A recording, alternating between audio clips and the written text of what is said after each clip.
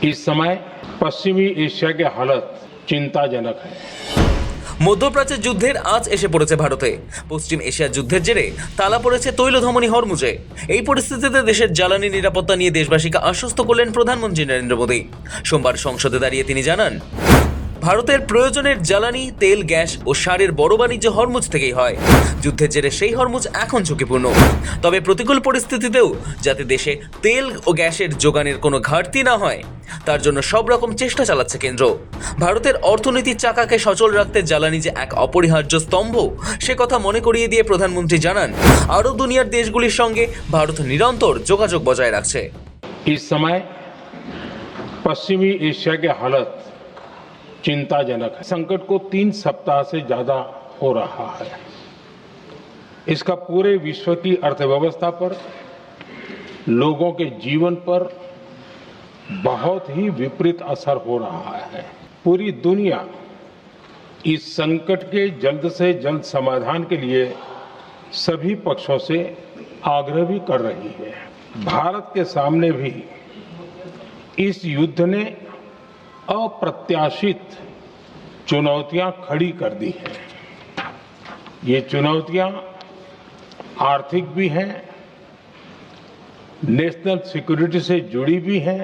जिस क्षेत्र में युद्ध हो रहा है वो दुनिया के दूसरे देशों के साथ हमारे व्यापार का भी एक महत्वपूर्ण रास्ता है।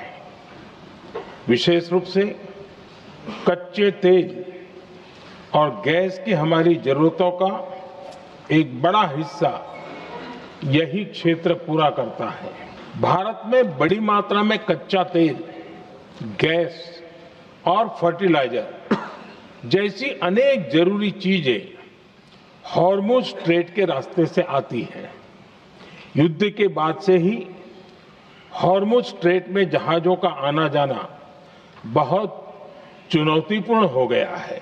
बावजूद इसके हमारी सरकार का ये प्रयास रहा है कि पेट्रोल, डीजल और गैस की सप्लाई बहुत ज्यादा प्रभावित न हो। देश के सामान्य परिवारों को परेशानी भी कम से कम हो, इस पर हमारा फोकस रहा है कि दुनिया भर की अर्थव्यवस्था वर्तमान संकट से प्रभावित हो रही है और भारत पर इसका कम से कम दुष्प्रभाव हो, इसके लिए निरंतर प्रयास किए जा रहे हैं। सरकार इसके शॉर्ट टर्म, मीडियम टर्म और लॉन्ग टर्म ऐसे हर असर के लिए एक रणनीति के साथ काम कर रही है। যুদ্ধবিধ্বস্ত ওই অঞ্চল থেকে ভারতের খনিজ তেল ও গ্যাসের সিংহভাগ আমদানি হয়। এই পরিস্থিতিতে সরবরাহ ব্যবস্থা যাতে কোনোভাবেই ব্যাহত না হয়, সেদিকে নজর রাখা হচ্ছে। ভারত আপ্রাণ চেষ্টা করছে যাতে সাধারণ মানুষের রান্নার গ্যাস কিংবা পেট্রোল ডিজেলের সরবরাহে কোনো প্রভাব না পড়ে। ভারত তার এলপিজির চাহিদার প্রায় 60% আমদানির মাধ্যমে মেটায়। বিশ্ববাজারে সরবরাহের এই অনিশ্চয়তার মুখে দাঁড়িয়ে ভারত দেশের অভ্যন্তরে উৎপাদন বাড়ানোর পাশাপাশি ঘরোয়া চাহিদাকে সবচেয়ে বেশি গুরুত্ব দিচ্ছে।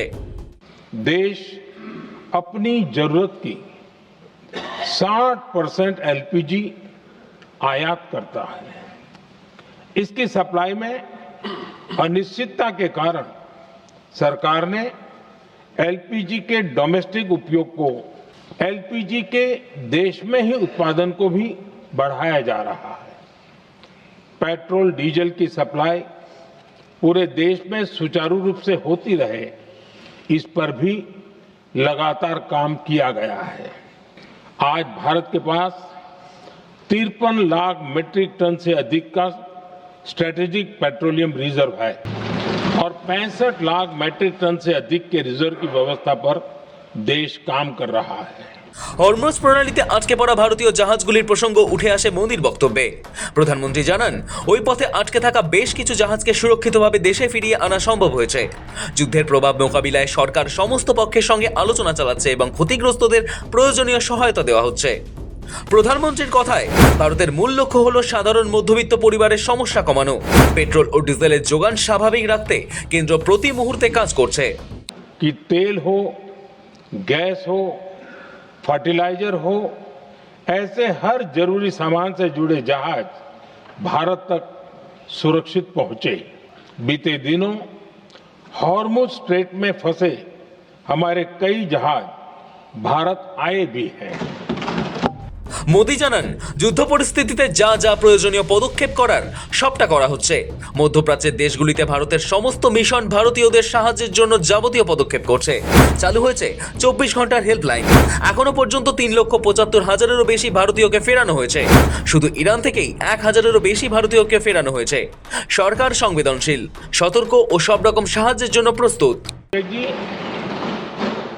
जब से ये युद्ध शुरू हुआ है तब से ही प्रभावित देशों में हर भारतीय को जरूरी मदद दी जा रही है। मैंने खुद पश्चिम एशिया के ज्यादातर देशों के राष्ट्राध्यक्षों के साथ 2 राउंड फोन पर बात की है। सभी ने भारतीयों की सुरक्षा का पूरा आश्वासन दिया है। प्रभावित देशों में हमारे जितने भी मिशन हैं वो निरंतर भारतीयों की मदद करने में जुटे हैं। हमारे मिशन नियमित रूप से एडवाइजरी जारी कर रहे हैं। 24/7 कंट्रोल रूम और आपातकालीन हेल्पलाइन स्थापित की गई है। संकट की स्थिति में देश विदेश में भारतीयों की सुरक्षा हमारी बहुत बड़ी प्राथमिकता रही है। युद्ध शुरू होने के बाद से लेकर अब तक 3,75,000 से अधिक भारतीय सुरक्षित भारत लौट चुके हैं। ईरान से ही अभी तक लगभग 1,000 भारतीय सुरक्षित वापस लौटे हैं। संवेदनशील भी हैं, सतर्क भी हैं और हर सहायता के लिए तत्पर भी हैं। যুদ্ধের আছে গ্যাসের পর বিদ্যুতেও টান, যুদ্ধের আছে মধ্যবিত্তের হেসেলে টান, পাওয়াই যাচ্ছে না রান্নার গ্যাস। তার ফলে নাজেহাল আমজনতা। বাড়ি থেকে রেস্তোরাঁর রান্নাবান্না প্রায় বন্ধের মুখে। বাধ্য হয়ে ইন্ডাকশন, মাইক্রোওয়েভ ভরসা আমজনতার। তার ফলে প্রয়োজন বিদ্যুতের। আবার সামনেই আসছে তীব্র গরম। সেই সময় বাড়িতে বাড়িতে চলবে পাখা, এসি। সব মিলিয়ে বিদ্যুতের চাহিদাও বাড়বে। যুদ্ধের ফলে গ্যাসের পর বিদ্যুতেও টান পড়বে। স্বাভাবিকভাবে সেই প্রশ্নই এখন ঘুরপাক খাচ্ছে সর্বত্র। সোমবার সংসদে দাঁড়িয়ে আতঙ্কিত আমজনতাকে অভয়বাণী প্রধানমন্ত্রী নরেন্দ্র মোদীর। युद्ध का एक बहुत बड़ा चैलेंज ये भी है कि भारत में गर्मी का मौसम शुरू हो रहा है। आने वाले समय में बढ़ती गर्मी के साथ बिजली की डिमांड बढ़ती जाएगी। फिलहाल देश के सभी पावर प्लांट्स के पर्याप्त कोल स्टॉक उपलब्ध है। भारत ने लगातार दूसरे साल 100 करोड़ टन कोयला उत्पादन करने का रिकॉर्ड बनाया है।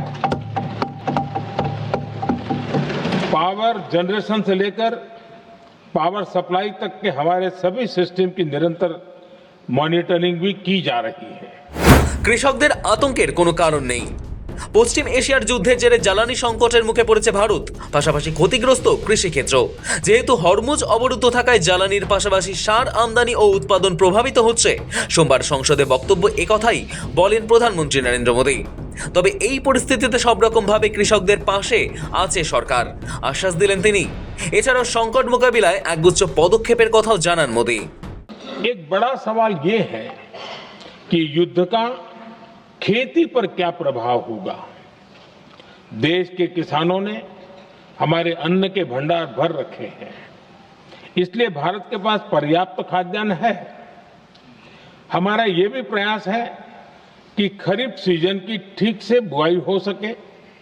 सरकार ने बीते सालों में आपात स्थिति से निपटने के लिए खाद की पर्याप्त व्यवस्था भी की है।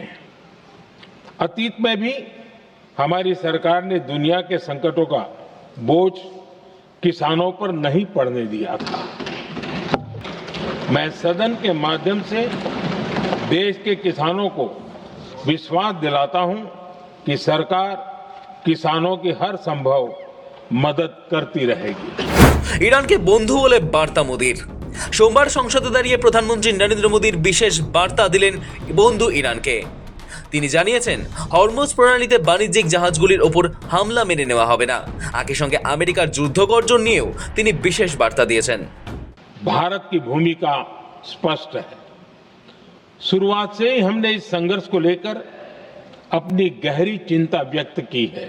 सभी से तनाव को कम करने और इस संघर्ष को खत्म करने का आग्रह किया है। कमर्शियल जहाजों पर हमला और हॉर्मुज स्ट्रेट जैसे अंतर्राष्ट्रीय जलमार्ग में रुकावट अस्वीकार्य है। भारत डिप्लोमेसी के जरिए युद्ध के इस माहौल में भी भारतीय जहाजों के सुरक्षित आवागमन के लिए निरंतर प्रयास कर रहा है। भारत हमेशा से ही मानवता के हित में और शांति के पक्ष में अपनी आवाज उठाता रहा है। मैं फिर कहूंगा कि बातचीत और कूटनीति ही इस समस्या का समाधान है। हमारे हर प्रयास तनाव को कम करने, इस संघर्ष को समाप्त करने के लिए है। যুদ্ধের আগুনে পুড়ে তৈল ধমনী হরমুজ অবরুদ্ধ করে রেখেছে ইরান, যার প্রভাব পড়েছে গোটা বিশ্বে। ভারতেও সৃষ্টি হয়েছে গ্যাস সংকট। তেহরান জানিয়েছে ওই জলপথ দিয়ে কোনো জাহাজ চলাচল করলেই সেটিকে জ্বালিয়ে দেওয়া হবে। তবে এক্ষেত্রে ভারত সহ কিছু দেশকে ছাড় দেওয়া হয়েছে। এই পরিস্থিতিতে মোদির বার্তা, হরমুজ অবরুদ্ধ করে রাখা কোনো ইতিবাচক পদক্ষেপ নয়, ভারত তা মেনে নেবে না। শুধু তাই নয়, হরমুজের জাহাজের ওপর হামলাও মেনে নেবে না ভারত। কয়েকদিন আগে মার্কিন প্রেসিডেন্ট ডোনাল্ড ট্রাম্প হুঙ্কার দিয়ে জানান এই যুদ্ধ আমেরিকা প্রায় জিতেই গিয়েছে। ইরানে ওদের নৌসেনা নেই, বায়ুসেনাও নেই, অস্ত্রও নেই। আলোচনায় বসা যেতেই পারে, কিন্তু তিনি যুদ্ধবিরতি চান না। ট্রাম্পের এই মন্তব্যের পরিপ্রেক্ষিতে এদিন নাম না করে আমেরিকাকে ঘুরে বার্তাও দিলেন মোদি। তাৎপর্যপূর্ণ বিষয় হলো, প্রাথমিক ধাক্কা সামলানোর পর ইরানের প্রত্যাঘাতে বিস্মিত খোদ আমেরিকাও। হরমুজের তালা পড়ায় জ্বালানি সংকটে ধুঁকছে বিশ্ব রাজনীতিতে চর্চা, মার্কিন প্রেসিডেন্ট ডোনাল্ড ট্রাম্প ইরান যুদ্ধে নিয়ন্ত্রণ হারিয়েছেন। আপাতত কাজ চালানোর জন্য ভারতে জ্বালানি তেল গ্যাস মজুদ থাকলেও লাগাম ছাড়া যুদ্ধে অনিশ্চয়তার কালো মেঘ ভারতের আকাশেও। সমালোচনায় মুখর হয়েছে বিরোধীরাও, আলোচনায় মুখর হয়েছে আম জনতাও। এই পরিস্থিতিতে ইরান যুদ্ধের প্রভাব যাতে ভারতে গুরুতর প্রভাব না ফেলে, তার জন্য রবিবারই পর্যালোচনা বৈঠক সারেন প্রধানমন্ত্রী নরেন্দ্র মোদি। সোমবার সংসদে দাঁড়িয়ে দেশবাসীকে আশ্বস্ত করেন প্রধানমন্ত্রী। ব্যুরো রিপোর্ট, সময়, কলকাতা।